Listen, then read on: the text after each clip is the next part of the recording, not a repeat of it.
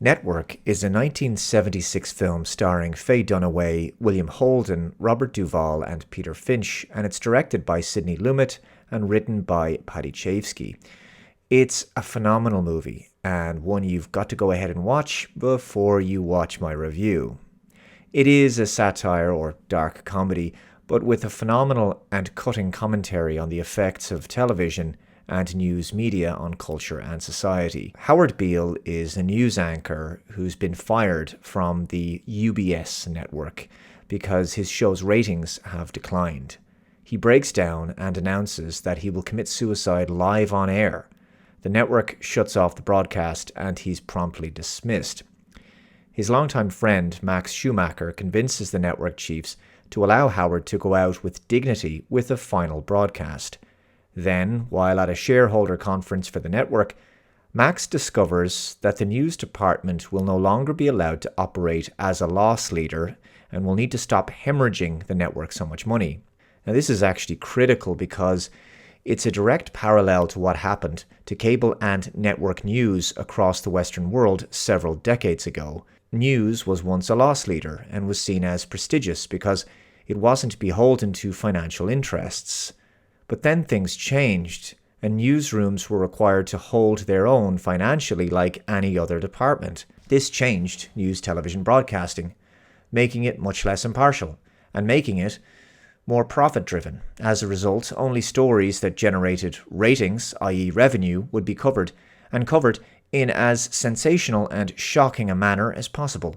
Car chases, stories about threats of terrorism, cutesy, emotionally manipulative human interest stories designed to tug at the heartstrings, scaremongering stories about war, the economy, scandals, etc., and of course, overly dramatic reporting of frivolous events, such as wall-to-wall sports coverage.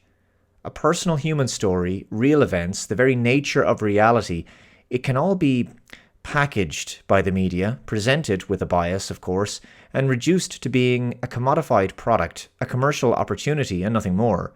The more sensational, the more emotionally disturbing, titillating, infuriating, terrifying, violent, the more likely it is to make the news because it taps into the primal nature of human beings. So if these stories are more likely to garner eyeballs and ratings, why would networks choose to report on anything else? Max is disgusted by this and decides he wants revenge on the higher-ups who've made this decision. When Howard goes on another profanity-laden rant live on air, Max chooses not to cut the feed and lets Howard just ramble on. So Max is fired, but then a programming chief, Diana Christensen, reveals that Howard's off-the-wall broadcasts actually cause a huge rise in ratings for the struggling network. It's at this point that the crazy idea is hatched to produce a new current affairs program with Howard as the lead, allowing him to go on his angry tirades every night. He's marketed as a kind of angry prophet denouncing the hypocrisies of our time. He allows the public to get angry. He articulates a popular rage. Diana wants to turn it into a ratings winner. She wants to present Howard as a latter-day prophet, a magnificent messianic figure. Now, it has to be said, Howard is not a well man, and he's struggling with his own mental and emotional issues. But the network doesn't care. He's bringing in ratings. In one of his most famous broadcasts, he discusses how bad things are and articulates people's feelings. He rants about the financial depression, how unsafe the streets are becoming, how the air isn't fit to breathe, the food not fit to eat, and how people are sick of hearing how bad everything is getting, while being frustrated with not being able to do anything about it. All the while, their world is getting smaller as they sit in their living rooms, watching TV and hoping to be just left alone. So he tells everyone to get up out of their chairs, go to the window and shout, "I'm as mad as hell, and I'm not going to take this anymore." Sure enough, this phenomenon catches on, becoming a viral sensation, and hysteria sweeps the nation as people scream from their windows, "I'm as mad as hell, and I'm not going to take this anymore." Howard's shows become enormous, bigger than ever, so much so that he's given a bigger slot. In this next show, He rails against the news media itself in a sermon-like speech about how the news is constantly lying to people and that what they should do is switch off their TVs. He implores people to turn off the television and seek truth elsewhere. The honesty and impact of this revelatory speech only further drives ratings higher. Until, of course, he rants about something he wasn't supposed to rant about. A deal by the Saudis to buy out the network. He tells the public to write to the White House and have the deal stopped. Now, this is a bridge too far for the network's top brass because it's a huge billion-dollar deal that the network so desperately needs. So Howard is brought before Arthur Jensen, who is the chairman of the CCA and therefore the owner of the network. He lambasts him for meddling with the primal forces of nature, as he describes them. He says, "You are an old man who thinks in terms of nations and peoples. There are no nations. There are no peoples. There are no Russians. There are no Arabs. There are no third worlds. There is no West. There is only one holistic system of systems, one vast and immane interwoven, interacting, multivariate, multinational dominion of dollars, petrodollars, electrodollars, multi-dollars, Reichmarks, Rins, rubles, pounds, and shekels. It is the international system of currency which determines the totality of life on this planet.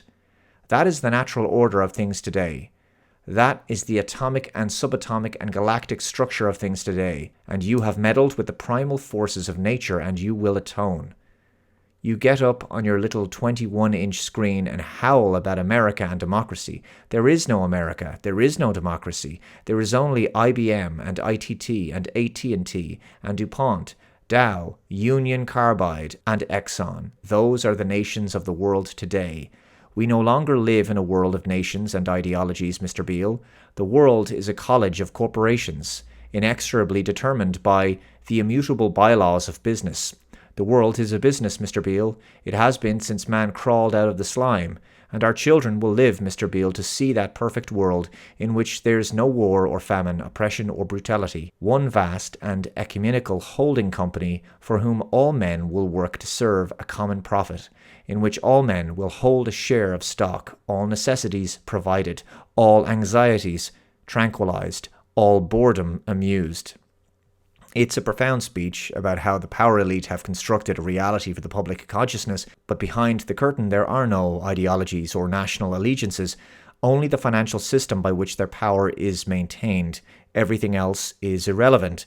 Everything can be commodified. The world is reduced to being a globalized business of corporate entities and a series of financial transactions. A key theme of the film is that the public is blasted relentlessly with stories of crisis, scandals, wars. As the saying goes, if it bleeds, it leads, and the world around them is now shaped by media narratives that paralyze, terrify, and demoralize them, leaving them numb and hollow. Much like Faye Dunaway's character of Diana Christensen, a woman who grew up with television her whole life, who perceives reality through the lens of constructed narratives. She can't really feel a proper emotional connection with someone on a deeper level, so she becomes reduced to being what Howard Beale describes as a humanoid.